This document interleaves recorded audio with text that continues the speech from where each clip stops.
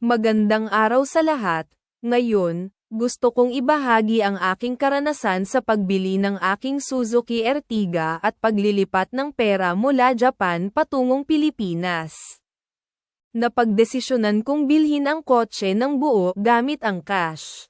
Dahil sa edad kong 78, wala akong pagpipiliang pautang, kundi cash purchase, walang pangmatagalang obligasyon.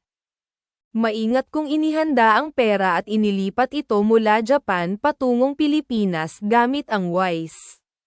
Inirekomenda ng AI ang Wise dahil sa mas mababang bayarin, magandang exchange rate, mabilis na paglilipat, madaling gamitin at maginhawa ang Wise. Pero may nangyaring hindi inaasahan. Pagbukas ko ng Google at kahit habang ina-access ang Wise, bigla kong nakita, I-verify ang iyong account. Pagkatapos ay ni-redirect ako nito sa mukhang isang Coinbase login page.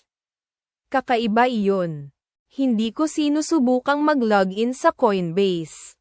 Pagkatapos, sa loob ng Wise app, sinabi nitong i-update ang impormasyon ng aking account sa isang bagong account. Iyon ay isang pulang bandila. Agad akong nakipag-ugnayan sa Wise Help Support. Kinumpirma nila, walang mga pagbabago sa aking account. Hindi hiniling ni Wise ang mga update na iyon. Matapos magsaliksik, natuklasan kong mahina ang seguridad ng aking Wi-Fi router. Nagpakita pa nga ang aking iPhone ng mahinang seguridad ng Wi-Fi. Agad kong binago ang encryption ng router, ni-reset ang password ng Wi-Fi, inalis ang mga virus sa aking PC, na-update ang aking mga device. Pagkatapos noon, tumigil ang mga kaina-hinalang mensahe. Mag-ingat po kayo sa pagpapadala ng malaking halaga ng pera. Maraming malisyosong programa at scam sa Pilipinas. Huwag mag-click sa mga kaina-hinalang link o ibahagi ang inyong personal na impormasyon.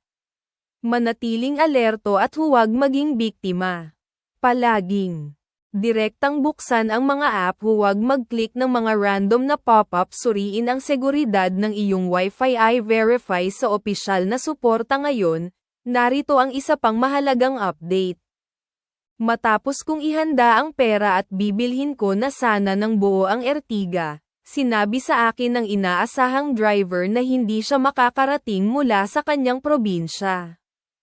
Ang prioridad niya ngayon ay ang pagtatapos ng pagpapagawa ng bahay ng kanyang kapatid sa kanyang probinsya. Kaya ngayon, naghahanap ako ng kwalipikadong driver para sa Grab. Kung interesado kang kumita bilang isang Grab driver gamit ang aking Suzuki Ertiga, mangyaring makipag-ugnayan sa akin sa i.ninja.manila@gmail.com. Mga seryoso at responsableng driver lamang.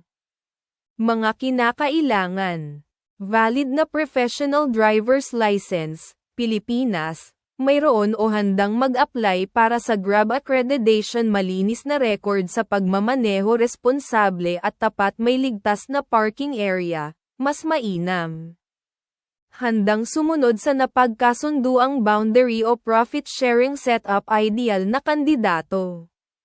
May karanasan sa mga ride-hailing platform, magandang customer service attitude, may alam sa Metro Manila mga ruta, disiplinado sa pananalapi, pangmatagalang pangako. Ang pagkakataong ito ay angkop para sa isang taong seryoso sa pagbuo ng matatag na kita sa pamamagitan ng mga operasyon ng Grab.